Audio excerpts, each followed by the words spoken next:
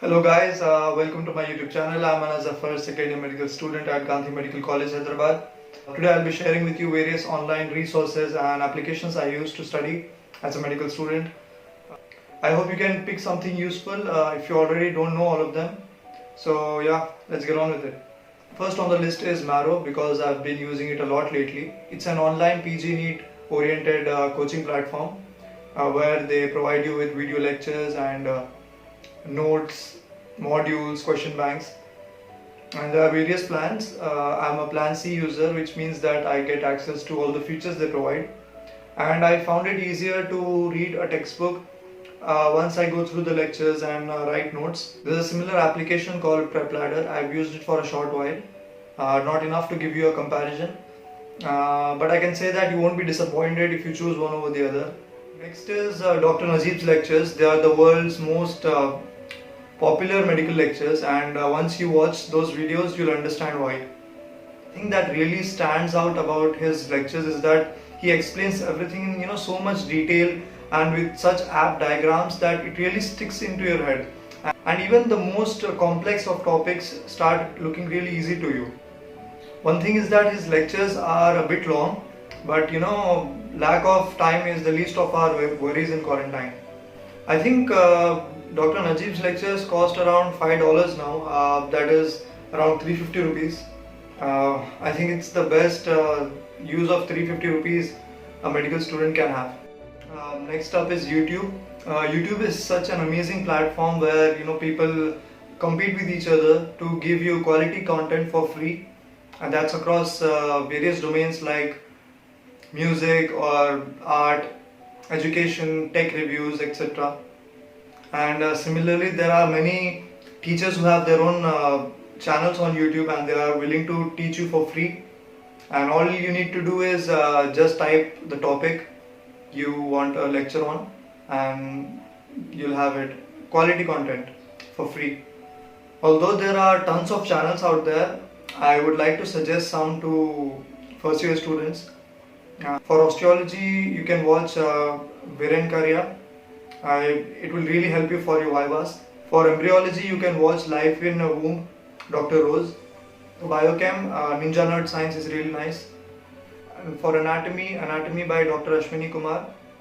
Next is Sketchy Medicals.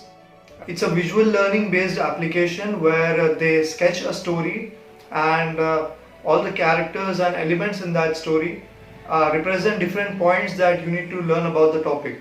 So instead of learning various characters of an organism, for example, you can just remember that picture, and all that elements and all the little things in that picture will depict each character of that organism, for example. And just remembering the picture will help you remember many characters of that organism for a long time. Sketchy Medicals is a lot more popular among USMLE aspirants. I personally use it for micro only, and you can check it out if you like the idea of visual learning. Time for the star of the day, Anki flashcards. It's a software based on space repetition. A lot of USMLE aspirants use it, but it's not just restricted to medical studies. It's one of the best online learning tools available. I found it 1 month ago, but I really wish I found it earlier. This is how it works. When you read something new, your brain has a tendency to forget it at an exponential rate over a period of say 3 days. But if you revise that thing before 3 days, you'll forget it again in 2 weeks.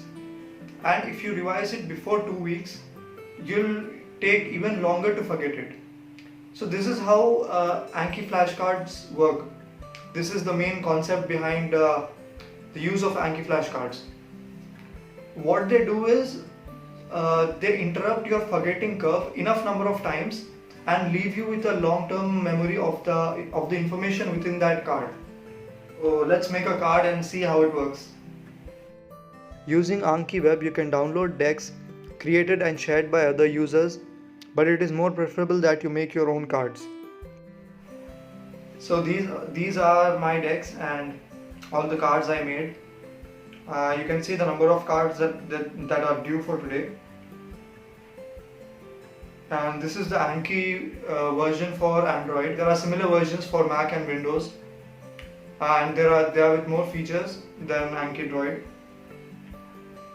So anyways, let's make a card, but let's first make a deck. What shall we name it? Anemia. Alright, we'll add a card to our deck.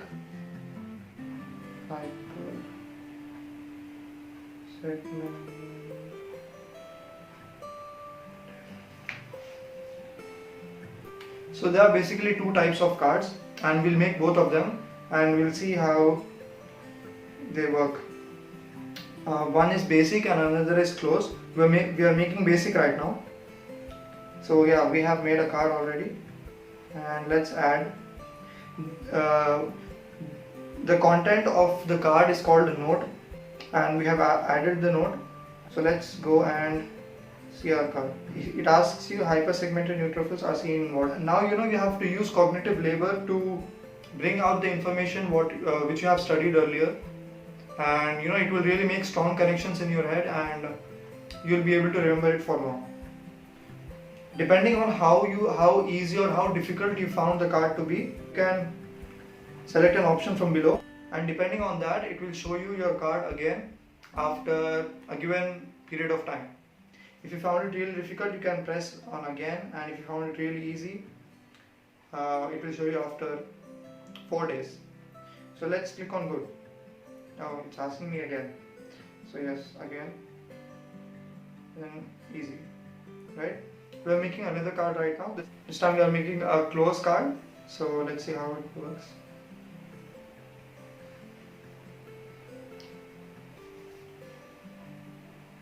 Text.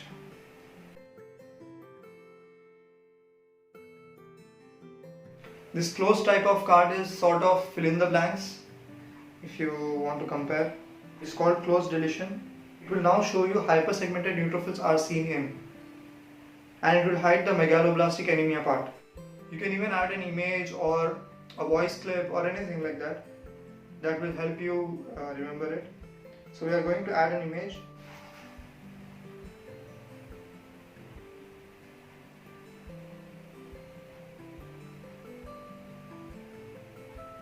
Okay, now let's see this card. See how it shows. Along with your answer, it also shows a picture. You can really understand where it is coming from. As I said earlier, it's not just for learning medical related stuff. You can learn a language, you can learn coding in this. It's a really nice learning tool if you want to use it that way. Last is an app called Lock My Phone. I have used it quite a few times. If you're wasting time on your phone and if it's only a source of distraction when you should actually be studying, it's better you lock it away, and you won't be able to open it anytime before, say, 1 hour if you plan to study for 1 hour. So it's helpful really that way.